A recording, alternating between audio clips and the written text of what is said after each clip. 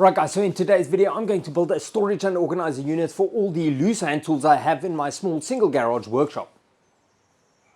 Now, because space is the one thing I can't afford to waste in my small workshop, I want to look at maximizing the storage capability of the space I have available. So I'm going to look at a multi-layer storage system that allows me to layer the storage units behind each other with easy access to maximize the storage capability. So what do I mean by multi-layer? Well, if we look at all these tools, they're all different shapes, but if I pack them out on a backboard like they are now, they all have one thing in common. They're all, well, fairly shallow, which means that if I install them on backboards like this, I can fit quite a few backboards behind each other and not accommodate or require a crazy amount of space in terms of depth. Now, possibly the easiest way to achieve this is to add each layer on a hinge, kind of like paging a book. Each time I open a layer, I gain access to the layer behind it. But the problem with that design is that the unit would require quite a bit of space in front for the layers to open, and also possibly space on the sides, which doesn't really work within the space I have allocated. So what I'm going to do is I'm going to add the layers on rollers, which will allow me to move them side to side to gain access to the layer behind them. Right, so most of this project is going to be fairly straightforward. I'm going to start by making a wall-mounted cabinet, and at the back I'm going to install mini cleats. This will allow me to make custom holders for sets of tools like pliers, sockets or wrenches, and from there I'm going to add the additional layers on rollers to maximize the storage.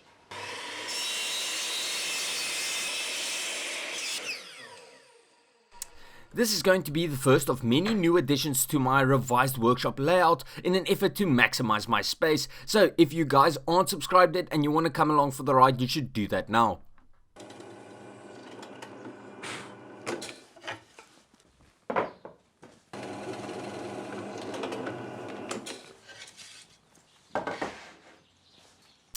As for this project, well, it starts with a frame, a very basic frame that gets screwed together and it's not going to be visible, so I used old plywood I salvaged from my workbench when I took it apart.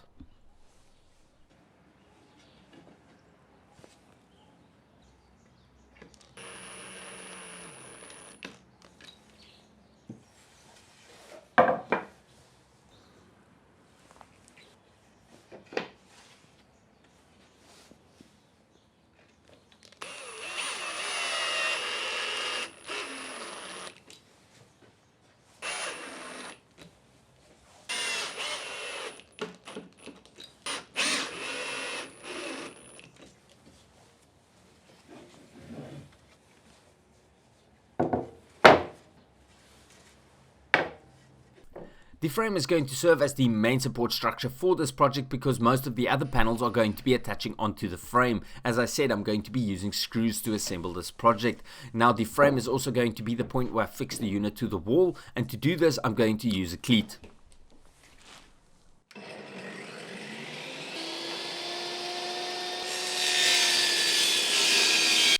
But the only reason I'm using a cleat is because I'm going to be taking this unit off the wall a number of times to demonstrate the assembly for this video. If I wasn't making this video, I wouldn't have used the cleat. I would have finished the unit and fixed it straight to the wall.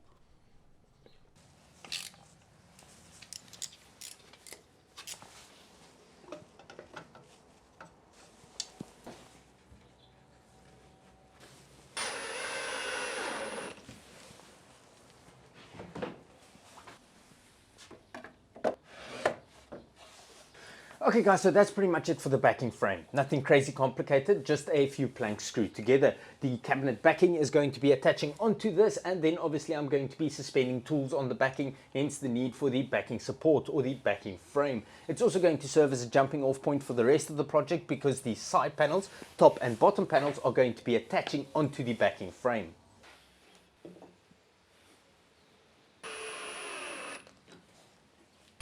Next up is the base of the unit, and it is again a simple subframe, and I'm going to be attaching a piece of laminated pine on top of it.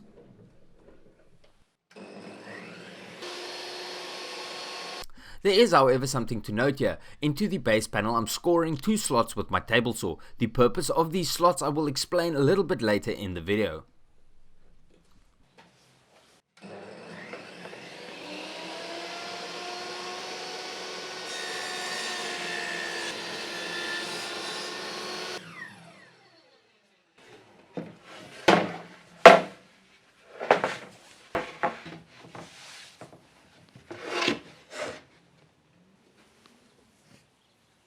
Now guys, at this stage I don't have plans available for this project, but if you would like some plans, let me know in the comment section down below. I will then prepare some plans and post it to my plans website. When I do, I will share the link in the description of this video.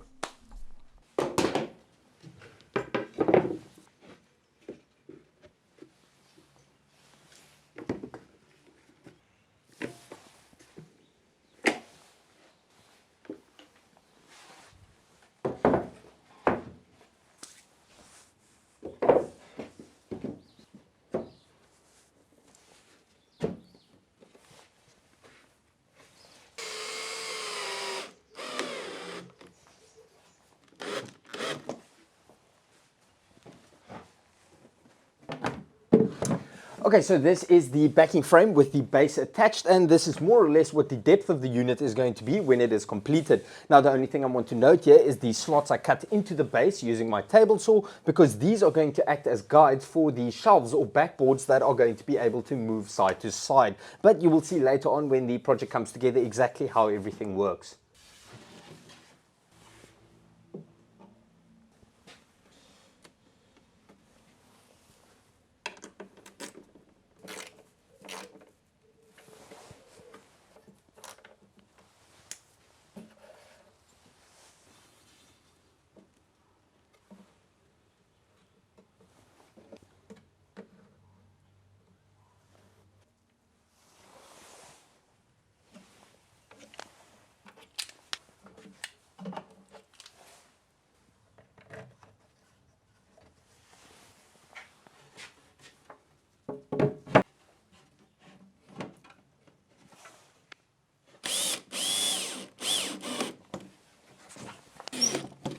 Okay, so that's the top panel installed. So it's the top panel, the backing frame and the base. Once again, I assembled the frame and I attached the top panel and the trim piece from the inside. The frames really help to conceal the screws because I'm assembling this unit using screws instead of any complicated joining methods. It is just a project for my workshop. Now you'll also notice that the top panel is a little bit bigger. It's got a bit of overhang, and that's because the top of this unit is going to double as a shelf because I want to store some stuff up there as well.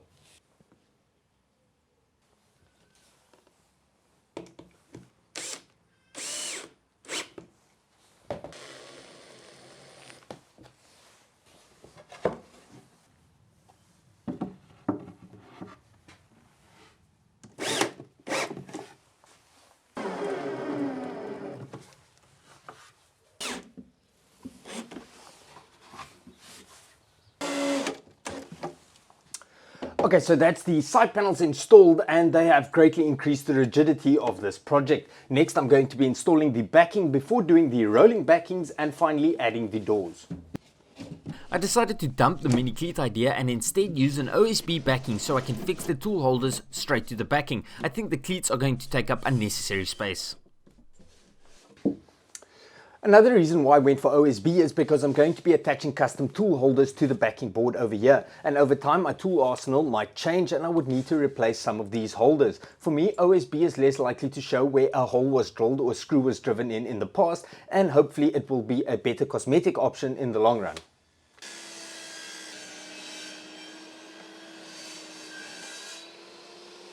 At this point I need to mirror the guide slots from the base panel onto the top of the unit, so I cut these slots into a plank and I'm going to be installing the plank into the top of the unit.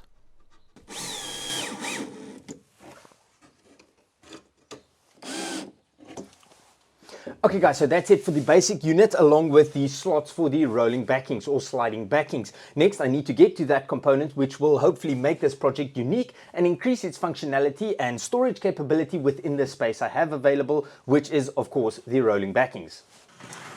Okay, so this is pretty much what the vertical drawer or vertical backboard is going to look like, and I'm going to be attaching custom tool holders to these to store whatever tools I want to, and then obviously they'll be able to move left and right so I can access whatever layer is behind them. Now the assembly of this unit is fairly straightforward. I simply screw together a frame out of 4 planks and then I attached a 6mm or 1/4 inch plywood backing.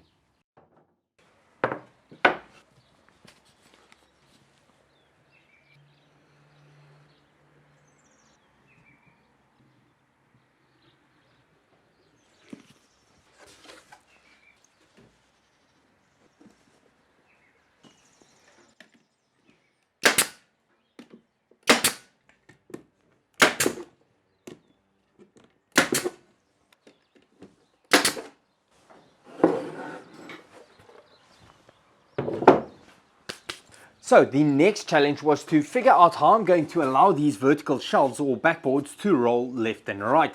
Now first I considered attaching small casters at the bottom, but in the end I decided to go for a more discreet option, which is embedding small bearings into the wood.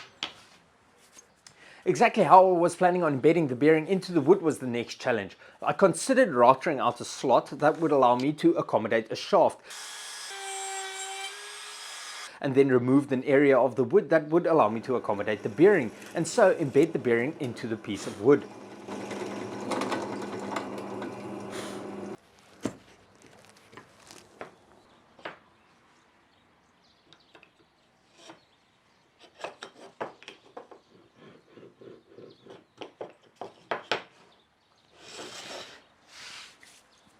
But this option was a bit tedious and it didn't look very nice, so I decided to design a custom bearing holder and have it 3D printed.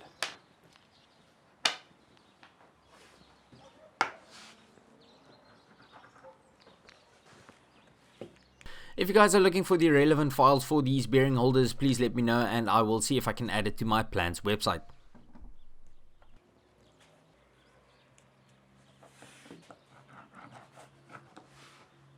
Then the bearing roller assembly is designed to be set or installed into a 25mm or 1-inch hole that I drilled with a Forstner bit.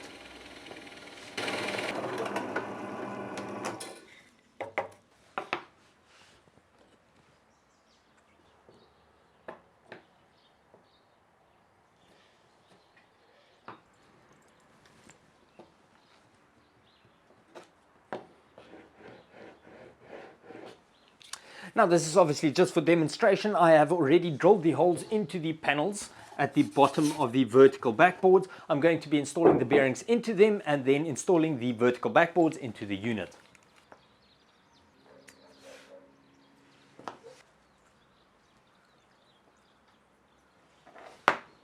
Now the bearing I'm using is a 636ZZ bearing, which is fairly inexpensive. It has a 6mm ID, 22mm OD, and it's 7mm thick. Now I will look at adding these bearings and maybe an Imperial alternative to my Amazon storefront, and I will put the links in the description of this video if you guys want to get your hands on some.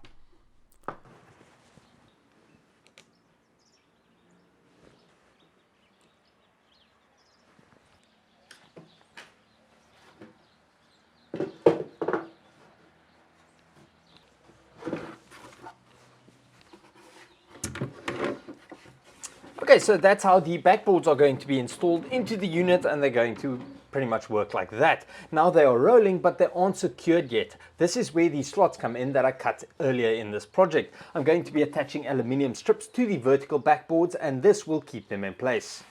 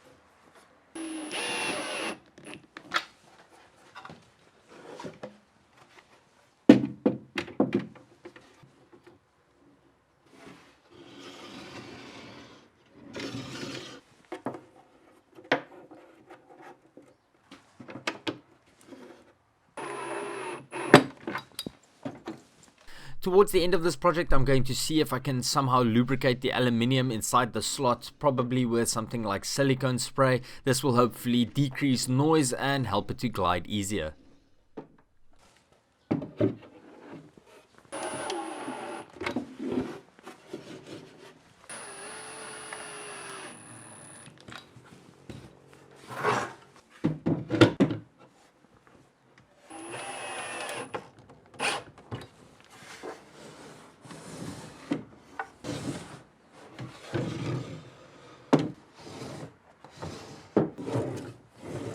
Okay, so that's the backboards installed and the mechanism seems to work. Next, I need to add the doors. Now, I'm not going to go for conventional doors that open sideways because, as I said, I don't really have the space on the sides for the doors to open all the way. So I'm going to go for a horizontal split with doors that open like this.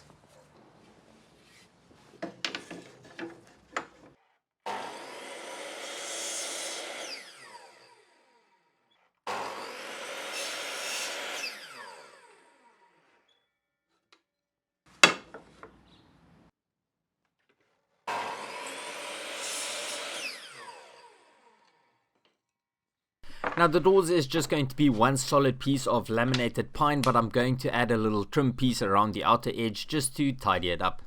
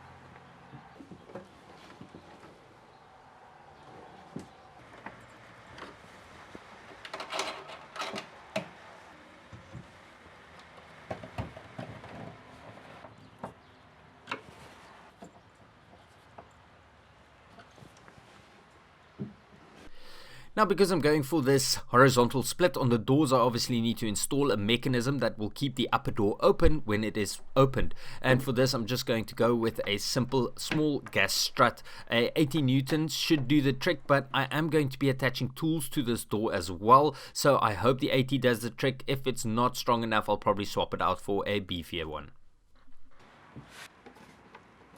Next up, a handle attached to the bottom door and then some retaining plates attached to the top door so that the bottom door would need to be opened first before the upper door can be opened.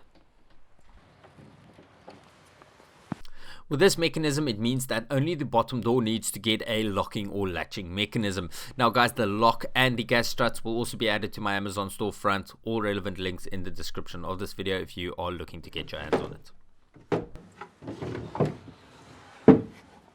Right, so that's the doors installed. The top door will close first, then the bottom door, and I'm going to add a latch or a lock over here to keep the doors in their closed position, but I'll get to that in a moment. Now, as it stands, I've got quite a bit of storage capability using custom tool holders. I can store up against the doors, on the 4 rolling backings, and obviously on the backing itself. Now, some of you guys might be thinking that the space between the rolling backings that they require to operate is wasted space. So I'm going to try and utilize that as well. So what I'm going to do is I'm going to install an additional backboard to utilize this space when the unit is in its stored position. When I open the doors, this backboard will move out the way using hinges, allowing the rolling backboards to operate and giving me access to all the tools inside this toolbox.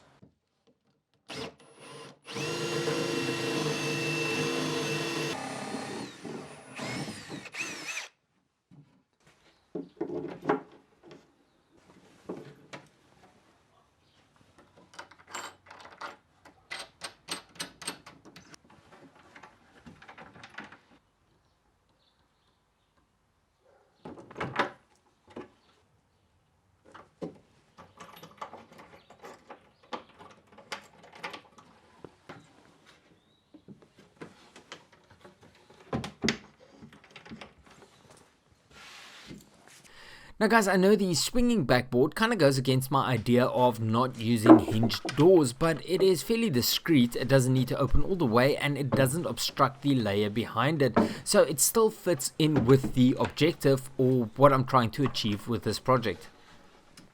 And that is the last of the backboards now installed. Now you guys may have noticed this cutout I made over here, and that is for the lock to operate when the unit is closed. I also added a little chamfer around the outer edge of the board just to tidy it up a bit. And that's pretty much it for this project. Next I can start filling it with tools.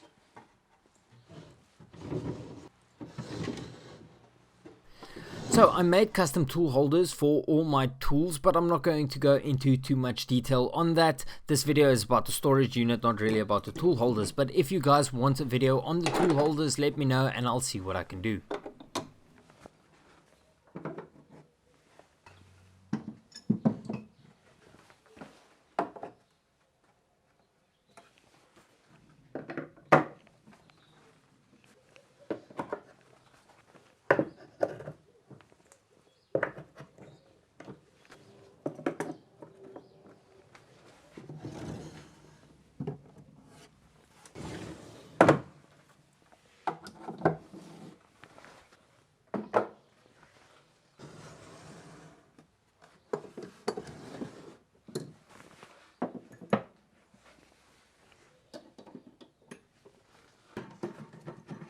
Right guys, so this is pretty much all the tools that I had on the table at the beginning of this video, now stored and organized. And as you can see, the unit still has a lot of space that I can utilize to store tools. So I decided to retire some of my other storage units on my French cleat wall and move those tools in here as well.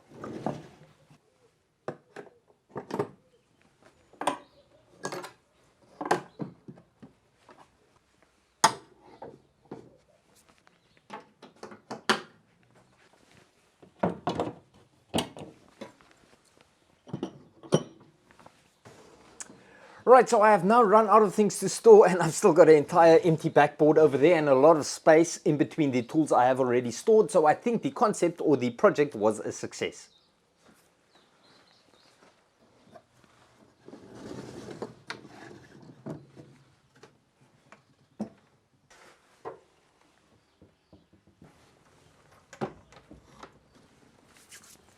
And that's it for my ultimate small shop tool storage. And I will be honest, this project has surpassed even my own expectations because I have a lot of tools in here and I still have space to spare. And that's pretty much it for this project. Let me know what you guys think. Maybe I should put one next to it for my power tools, but I'll see how it goes. And if you want plans for it, remember, let me know in the comment section down below.